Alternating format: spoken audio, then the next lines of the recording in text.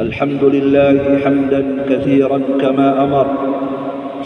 أشهد أن لا إله إلا الله وحده لا شريك له ترغيما لمن جحد به وكفر.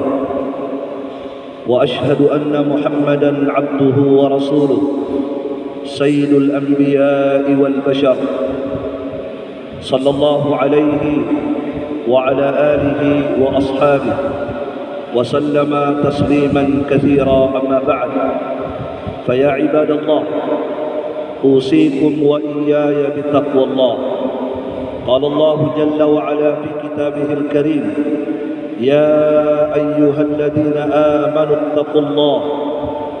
اتقوا الله حق تقاته ولا تموتن إلا وأنتم مسلمون.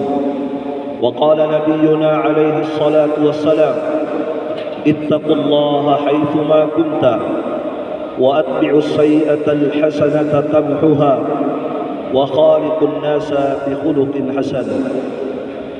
معاشر المسلمين والmuslimat, jamaah salat Jumat, a'azzani Allah wa iyyakum. Alhamdulillah, segala puji hanyalah milik Allah Subhanahu wa taala. Dialah Allah Subhanahu wa taala yang memberikan kepada kita pada hari ini nikmat yang sangat luar biasa. Di hari ini Allah Subhanahu wa taala mengumpulkan kita di tempat yang terbaik di atas bumi Allah Subhanahu wa taala. Sebagaimana sabda Nabi sallallahu alaihi wasallam, ahabbul biqa'i ila Allah masajiduha. Tempat yang paling dicintai oleh Allah Subhanahu wa taala di atas permukaan bumi ini adalah masjid Allah Subhanahu wa taala. Maka Allah Subhanahu wa taala mengumpulkan kita semua bukan di tempat maksiat, tapi alhamdulillah Allah mengumpulkan kita di tempat yang terbaik, tempat yang paling dicintai oleh Allah Subhanahu wa taala. Dan alhamdulillah kita dikumpulkan oleh Allah Subhanahu wa taala pada hari yang terbaik pula dalam satu pekan, yaitu hari Jumat. Rasulullah sallallahu alaihi wa ala alihi wasallam telah bersabda, khairu yaumin tala'at alaihi asy-syamsu yaumul jum'ah. Hari yang terbaik di mana pada hari itu terbit matahari adalah hari Jumat. Fihi khuliqa Adam. Pada hari Jumat itulah Nabi Adam dicipta oleh Allah Subhanahu wa taala. Wa fihi mata, dan pada hari Jumat itulah Nabi Adam diwafatkan oleh Allah Subhanahu wa taala. Kemudian jamaah sekalian, Allah Subhanahu wa taala juga mengumpulkan kita pada hari yang terbaik ini ternyata bertepatan dengan bulan yang terbaik pula dari bulan-bulan Islam, yaitu bulan Dzulhijjah. Hari ini kita telah masuk pada tanggal 1 Dzulhijjah, dan ketahuilah wahai kaum muslimin, bulan Dzulhijjah ini adalah merupakan salah satu bulan yang mulia dalam Islam. Allah Subhanahu wa taala telah menyebutkan kemuliaan, keagungan dan kehebatan bulan Dzulhijjah ini pada firman-Nya dalam surah At-Taubah. Kata Allah Subhanahu wa taala, inna iddatasy syuhur indallah 12 syahra. Sesungguhnya jumlah bulan, hitungan bulan di sisi Allah Subhanahu wa taala adalah 12 bulan. Kemudian kata Allah Subhanahu wa taala, minha arba'atun hurum. Dari 12 bulan yang ada dalam Islam, yang ada di agama Allah Subhanahu wa taala, terdapat padanya 4 bulan yang hurum, 4 bulan yang mulia, 4 bulan yang agung, 4 bulan yang terhormat. 4 bulan tersebut dijelaskan oleh Nabi kita Muhammad sallallahu alaihi wasallam dalam sebuah hadis yang diriwayatkan oleh Al-Imam Al-Bukhari dari sahabat yang mulia Abu Bakrah radhiyallahu taala anhu. Ketika Nabi melaksanakan Hajjatul Wada', melaksanakan ibadah haji, maka Nabi berdiri berkhutbah di hadapan para sahabat. Disitulah Nabi mengatakan as-sanatu 12 syahra. Satu tahun dalam Islam ada 12 bulan. Minha, dari 12 bulan itu kata Nabi, arba'atul hurum, terdapat 4 bulan yang hebat, 4 bulan yang mulia. Kemudian Nabi menyebutkan 4 bulan tersebut. Kata beliau, salasun mutawaliyah, 3 bulannya berturut-turut, yaitu Dzulqa'dah, Dzulhijjah, kemudian Muharram. Kemudian yang satunya kata Nabi adalah bulan yang terletak antara Jumadai wa Sya'ban, bulan yang terletak antara Jumadil Akhir dan bulan Sya'ban, itulah bulan Rajab. Maka jamaah sekalian, rahimani wa rahimakumullah, berdasarkan penafsiran Rasulullah sallallahu alaihi wasallam terhadap surah At-Taubah tadi, maka 4 bulan yang terhormat, 4 bulan yang mulia itu adalah Dzulqa'dah, Dzulhijjah, kemudian Muharram dan bulan Rajab. Dan hari ini jamaah sekalian, hari yang mulia ini, kita berada pada bulan Dzulhijjah. Ketahuilah jamaah sekalian, sesungguhnya bulan Dzulhijjah ini menjadi hebat, menjadi luar biasa. Dijelaskan oleh para ulama karena pada bulan ini terdapat 4 induk ibadah yang luar biasa. Di dalamnya terdapat ummahatul ibadah, 4 induk ibadah, yang mana 4 induk ibadah ini tidak akan didapatkan pada bulan-bulan yang lainnya secara bersamaan. 4 induk ibadah tersebut, kata Al-Hafidz Ibnu Hajar Al-Asqalani rahimahullah, yang pertama adalah ibadah solat. Pada bulan ini ada ibadah solat, solat 5 waktu termasuk solat Jumat. Kemudian yang kedua, pada bulan ini ada syariat untuk berpuasa, terutama nanti di tanggal 9 bulan Dzulhijjah. Kemudian pada bulan ini ada ibadah kurban, yang ini tidak ada di bulan lain, yang nanti kita akan laksanakan di tanggal 10 Dzulhijjah. Kemudian pada bulan ini ada ibadah haji yang tidak ada pada bulan-bulan yang lain. 4 ibadah inilah yang menjadikan bulan Dzulhijjah menjadi bulan yang luar biasa dalam Islam. Dan ketahuilah jamaah sekalian, dari 29 hari atau 30 hari bulan Dzulhijjah, sesungguhnya yang termulia adalah pada 10 awalnya. Yang termulia adalah pada 10 awalnya, mulai dari tanggal 1 hari ini sampai tanggal 10 nanti. Inilah yang paling mulia hari-harinya di bulan Dzulhijjah. Kenapa demikian jamaah sekalian? Karena sesungguhnya pada 10 awal Dzulhijjah terdapat 2 hari yang hebat, terdapat 2 hari yang luar biasa. Hari yang pertama adalah hari Arafah. Di tanggal 9 hari Arafah, ketika seluruh hujjah, seluruh jamaah haji melaksanakan ibadah, yaitu wukuf di Arafah. Ini adalah hari yang luar biasa, di mana Nabi SAW mengatakan, khairud doa, doa yaumi Arafah. Doa yang terbaik, tidak ada doa yang paling baik, adalah doa yang dipanjatkan pada hari Arafah.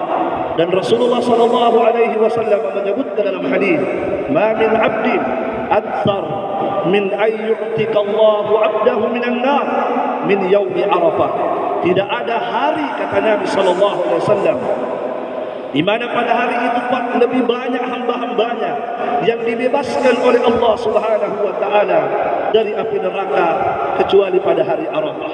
Di hari Arafah inilah paling banyak hamba-hamba Allah Subhanahu wa taala dibebaskan oleh Allah dari api neraka. Di bulan Ramadan juga disebutkan oleh Nabi sallallahu alaihi wasallam, inna likulli lailatin utaqa. Sesungguhnya setiap malam ada hamba-hamba Allah dibebaskan dari api neraka. Tetapi ketahuilah, yang lebih banyak lagi, paling banyak lagi hamba-hamba Allah dibebaskan oleh Allah dari api neraka, yaitu pada hari Arafah. Inilah yang menjadikan 10 awal Dzulhijjah itu menjadi luar biasa. Karena di hari itu, di hari-hari 10 pertama Dzulhijjah, ada hari Arafah. Kemudian yang kedua, di 10 awal Dzulhijjah ada hari kurban. Hari kurban, di mana Rasulullah sallallahu alaihi wasallam mengatakan, inna a'dhamal ayyam yaumun nahri. Sesungguhnya hari yang paling besar dalam Islam, tidak ada yang mengalahkan kebesaran hari itu, kata Nabi, adalah hari raya kurban. Dan Nabi SAW menyebutkan bahawa hari kurban ini, kata beliau, Yaumul Nahri, Yaumul Hajjil Akbar. Hari kurban ini adalah hari haji besar. Perhatikan jemaah sekalian, Nabi menyebutkan hari kurban adalah Yaumul Hajjil Akbar, hari haji besar. Jemaah sekalian rahimani wa rahimakumullah, maka bersyukurlah kepada Allah Subhanahu wa taala ketika seorang hamba diberikan kesempatan oleh Allah Subhanahu wa taala mendapatkan 10 pertama bulan Dzulhijjah ini, karena dia merupakan hari-hari yang luar biasa. Jamaah sekalian rahimani wa rahimakumullah jami'an. Pertanyaannya, ketika kita diberikan kesempatan oleh Allah Subhanahu wa taala untuk mendapatkan 10 pertama Dzulhijjah secara khusus dan hari-hari Dzulhijjah secara umum, maka apa yang perlu kita lakukan? Bagaimana sikap seorang muslim dalam menghadapi hari-hari yang hebat tersebut? Maka jawabannya adalah gunakan kesempatan tersebut untuk melakukan ketaatan kepada Allah Subhanahu wa taala. Karena sesungguhnya, ketahuilah jemaah sekalian, ketaatan, ibadah, amal soleh yang kita kerjakan pada 10 awal Dzulhijjah ini tidak sama dengan ketaatan ibadah yang kita kerjakan di luar daripada 10 Dzulhijjah. Apa yang kita lakukan pada hari-hari awal 10 Dzulhijjah ini lebih dicintai oleh Allah Subhanahu wa taala, lebih besar pahalanya di sisi Allah Subhanahu wa taala daripada dikerjakan di hari-hari lain, walaupun di hari-hari bulan Ramadan. Rasulullah sallallahu alaihi wasallam bersabda, "Ma min ayyamin al-'amalu as-salih fiha ahabbu ila Allah min hadhihi al-ayyam." Kata Nabi sallallahu alaihi wasallam, tidak ada hari-hari yang mana amal soleh yang dikerjakan pada hari-hari tersebut lebih dicintai oleh Allah. Perhatikan hadis Nabi, tidak ada hari-hari yang mana amal soleh yang dikerjakan pada hari-hari tersebut lebih dicintai oleh Allah Subhanahu wa taala min hadhihi ayyamil asyara, daripada hari-hari 10 awal Dzulhijjah. Maka Nabi SAW menyebutkan bahawa amal soleh yang dikerjakan mulai dari tanggal 1 sampai tanggal 10 Dzulhijjah ini adalah amalan yang lebih dicintai oleh Allah Subhanahu wa taala daripada amal soleh yang dikerjakan di luar 10 hari Dzulhijjah. Maka solat Jumat kita pada hari ini sangat berbeda pahalanya dengan solat Jumat kita di bulan-bulan kemarin atau di bulan-bulan yang akan datang di luar Dzulhijjah. Apapun ketaatan yang kita kerjakan pada 10 pertama Dzulhijjah, maka dia lebih besar pahalanya daripada ketaatan di bulan-bulan lain. Kemudian Rasulullah SAW ditanya oleh para sahabat, "Walal jihad fi sabilillah?" Bagaimana dengan orang yang berjihad di jalan Allah Subhanahu wa taala?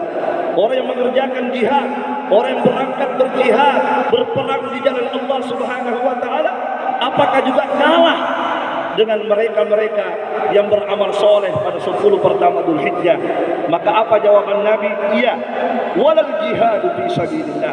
Demikian pula orang yang berjihad di jalan Allah Subhanahu wa taala, mereka pun kalah dengan orang-orang yang beramal soleh pada 10 awal Dzulhijjah.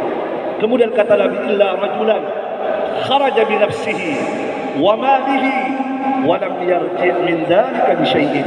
Kecuali kalau dia berangkat berjihad dengan seluruh hartanya, dan dia berangkat berjihad dengan jiwanya, dengan dirinya, kemudian setelah selesai jihad hartanya tidak ada sepeser pun yang kembali dan dirinya pun meninggal dalam pertempuran, barulah dia lebih hebat, barulah dia lebih utama daripada orang yang beramal di 10 pertama Dzulhijjah. Subhanallah. Perhatikan jemaah sekalian, sampai Nabi menyebutkan bahwa ibadah-ibadah apa saja yang kita kerjakan pada 10 pertama Dzulhijjah ini lebih hebat mengalahkan mereka yang melaksanakan ibadah besar, yaitu jihad fi sabilillah, berjihad di jalan Allah Subhanahu wa taala. Oleh karena itu jamaah sekalian, barakallahu fikum, perhatikan, manfaatkan dengan baik kesempatan besar, ladang-ladang pahala yang Allah siapkan di depan mata kita.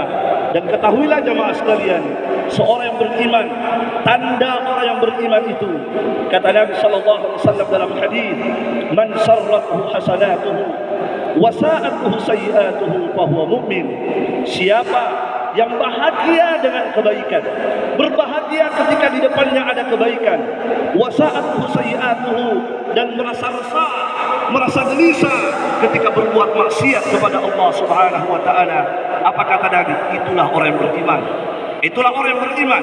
Perhatikan, Nabi SAW menyebutkan salah satu tanda keimanan itu adalah bahagia dengan kebaikan, gembira ketika di depannya ada kebaikan, bahagia ketika dia kerjakan amal soleh, dan resah jiwanya, gelisah jiwanya melakukan maksiat dan dosa kepada Allah Subhanahu wa ta'ala. Maka sekali lagi jemaah sekalian, kami selaku khatib mengajak kepada diri kami secara pribadi dan pertama kali, dan kepada seluruh kaum muslimin dan muslimat, agar sekali lagi memanfaatkan dengan baik kesempatan besar yang Allah berikan untuk kita melakukan ketaatan dan amal saleh. Barakallahu li wa lakum fil Qur'anil Karim, wa nafa'ni wa iyyakum bima fihi minal ayati wa dzikril hakim, wa taqabbalallahu minna wa minkum tilawata innahu huwal ghafurur rahim.